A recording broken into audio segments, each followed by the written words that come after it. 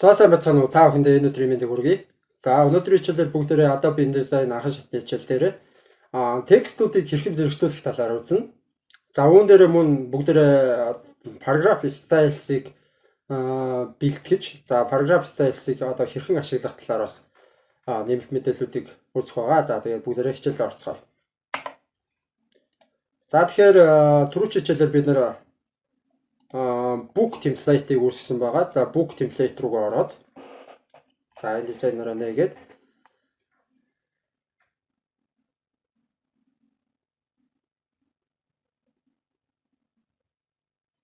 за book template маань нэгтэй хараад ирлээ. За ерөнхийдөө хамгийн сүүлд нэг иймэрхүү байдалтай харагдах байдалтай ингээ орхисон байгаа. За пэйжтэй 15 пэйжтэй, за нүүр хуудастай тийм ээ. Нүүр хуудастай. За тэгээд нэг юм book template-ийг бэлдсэн байгаа. За номын тухай гэдэг нэртэй тийм. За одоо бүгдээрээ энэ дээрээ зэрэгцүүлэлтийн тухай ойлголт үүснэ. За зэрэгцүүлэлт гэхээр одоо энэ текстүүдээ хэрхэн яаж зэрэгцүүлж харуулах вэ гэдэг. За тэгэхээр бүгдийн дээр нь очиод курсороо байрлуулж агаад идэвхжүүлчин Ctrl A хийгээд за тэгээд properties гэснээр paragraph хэсгээс за бид нар голынхыг дарах юм бол голлуулдаг. За энэ бол Word-ийн энгийн ойлголт байгаа тийм. За хойдолтой тулах юм бол хойдолтой. За бүгдийг урдаа тулгуул урдаа. За ингээд төгсгөлүүдийн ингээд голдоо байж болгон төгсгөлүүдийн хойдолтой байлгаж болно. Эсвэл бол бүгдийг ингээд багтааж болно тийм. За иймэрхүү сонголтууд байгаа. За бидний хувьд бол их номнууд дээр нэг иймэрхүү сонголтууд бол зүгээр байдаг. За тэгээд энэ дээр мөн за жишээ нь зөвхөн энийг идэвхжүүлж байгаад урдаас нь хэмжээ авч болно тийм 1 см хэмжээ. За эсвэл хойноос нь 1 см хэмжээ. За эсвэл догол мөрийн урдаас нь за эсвэл доотлоос нь догол мөр авдаг ч юм уу тийм ингэж илтэр бас болно. За тэгээд урталт нь дээр нь ингээд шууд зай үүсгээд доотлолт нь бас зай үүсгэж болно тийм. За гэх мэтлэн энэ дээр параграфын ийм хэлбэржүүлэлтийн текстийн зэрэгцүүлэлтийн тохиргоонууд байна. За ингэчих юм бол хойдолтой тулаад харагдана. За ингэчих юм бол урталтаа тулаад харагдана ч гэдэг юм уу тийм. За иймэрхүү байдлаар эдгээр тохиргоонуудыг ингэж ашиглах нэ. За мөн яг нь хамгийн эхний үсгийг ингээд номнууд дээр нэг ийм тохиргоонууд байдаг шүү дээ. Нэг үсгийг ингээд томруулсан. За тэр тохиргоог бол энэ paragraph гэсэн дотроос энэгээр бол маш хурдан хийх боломжтой. За ингээд зөвхөн эхний 7 текст нь тийм эсвэл эхний 2 текст нь ч гэдэг юм уу.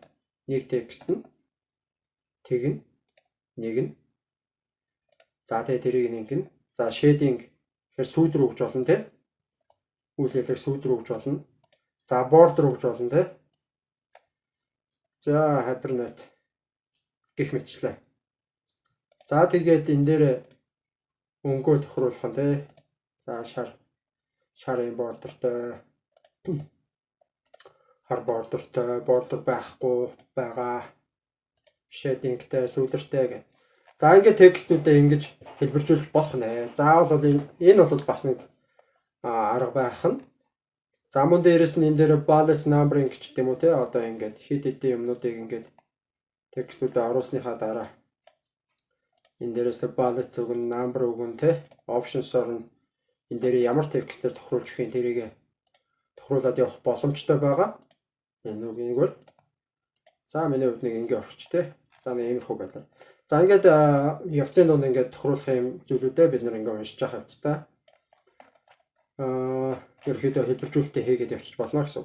За одоо дараагийн зүйл нь болохоор бид нар түрүүчийн хичээлээр character styles-ыг үзсэн байгаа. За тэгээд түрүүчийн хичээлээр бол энэ дээр үндсэн текст загвар гэдэг нэг текст загвар бэлдээд орхисон. За одоо тэрийг ашиглая. Тэрийг ашиглаад үндсэн текст загвараас шилжүүлэнгүүт за бүх ном маань ерөөхдөө бол roboto condensed гэдэг текстийн хэлбэржүүлэлт. За одоо аль ч хуудсан дээр очсон тийм.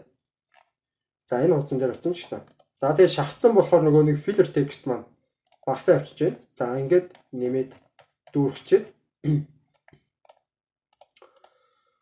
За энэ утсан дээр эхний утсан дээр ирье. За одоо paragraph styles гэдэг. Энийг бол бид нар Windows утаснаас эндээс гаргаж ирсэн байгаа тий. Styles гэдгээс шууд чирээд оруулаад ирсэн. За object styles гэж бас байгаа тийм ээ.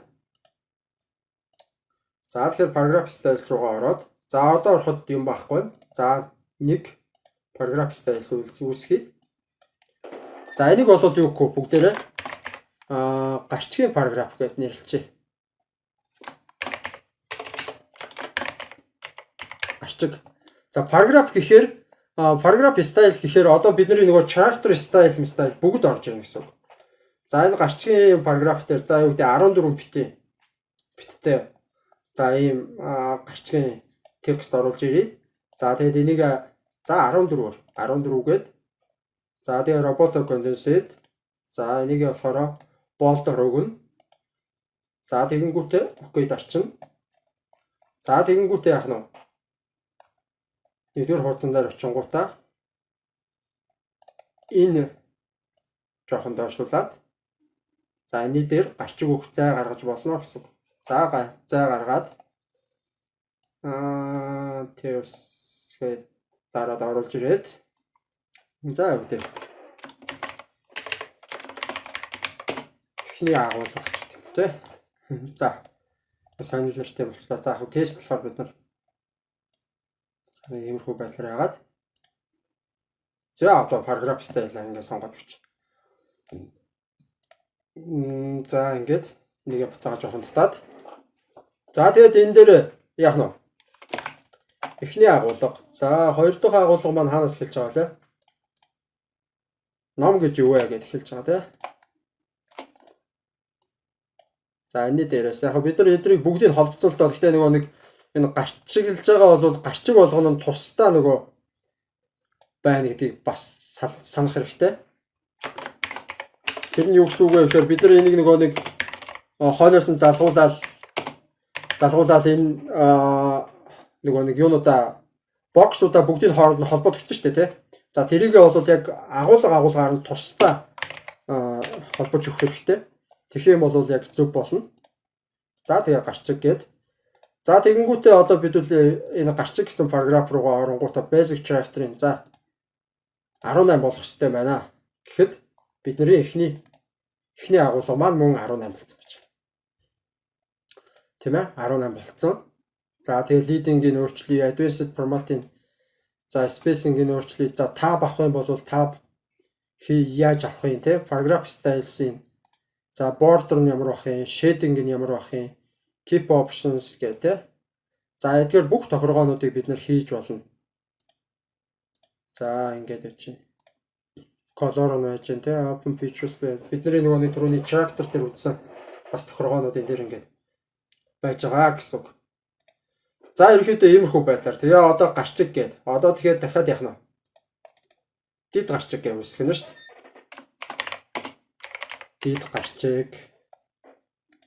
За дид гарчиг дээр нь бол бид нэр үндсэн тохиргоо 12-оор байна. За бидний хувьд бол нэх их тэгээд өөрчлөлт өгдөг юм бол бас гайгүй. Ерөөхдөө үсгийн том жижиг за өнгөний тухай асуудлууд байна. За тэгээ магадгүй дээрээ нэг border enterтэй байх юм бол тэрийг энэ дээр нь тохируулж өгөн тэ.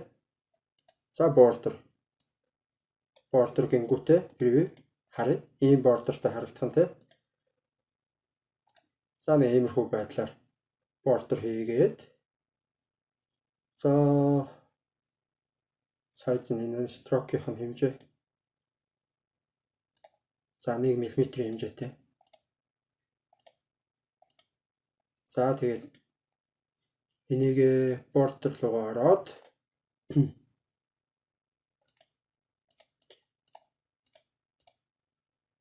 bottom-ыг байхгүй болгоод top-ыг үлдээгээд left-ийг байхгүй болгоод right-ийг байхгүй болгоод ингээ үүсэх юм бол зөвхөн дээр нэг юм borderтай тий.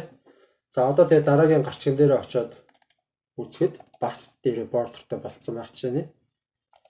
Viewer нь харъя. За иймэрхүү байдалтай тий. Borderтай болцсон байх жишээ. За ийм байдлаар бид нар энийг ашиглаж болно. За тэгээд энэ хитрхи хоорондоо бордер наалтсан байна гэж үзэх юм бол тэ. За энэ зайг нь авч өгч болно. За топос 1 см тэ. 1 см гэхээр арай их юм аа. 0.12 см ч гэдэм үү тэ. Иймэрхүү байдлаар ингээд гарчаад авшгүй удаага явдаг юм. Бордер хийж өглөө. За иймэрхүү байдлаар бид нэр ингэж ашиглаж болох нэ гэсэн үг. За тэгэхээр та бүхэн маань эдгээрийг бас туршаад үзээрэй. Paragraph style маань. За тэгээд ном гэж юу вэ гэдгийг ингэж харагдчихээн. За эхний хуудас маань болохоор ингэж харагдчихээн. Эхний агуулга гэдэг тэ.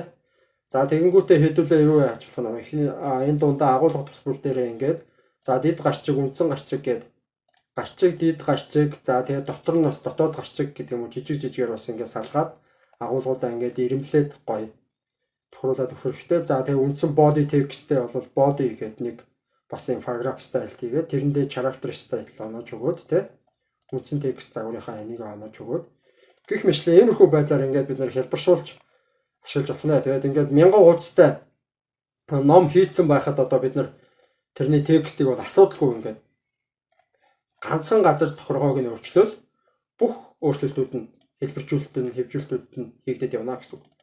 Яг ийм амар хэлбэр байдлаар ашиглах боломжийг бол бид нарт энэ InDesign гэдэг програм ингэж олгодог байх нэ гэдгийг та бүхэн бас сайн ойлгох хэрэгтэй. За тэгээд өнөөдөр хичээл таалагдсан гэж бодож байна. Анхаарал хандуулсан та бүхэнд баярлалаа. Дараагийн хичээл рүү уулзтлаа. Түр баяртай.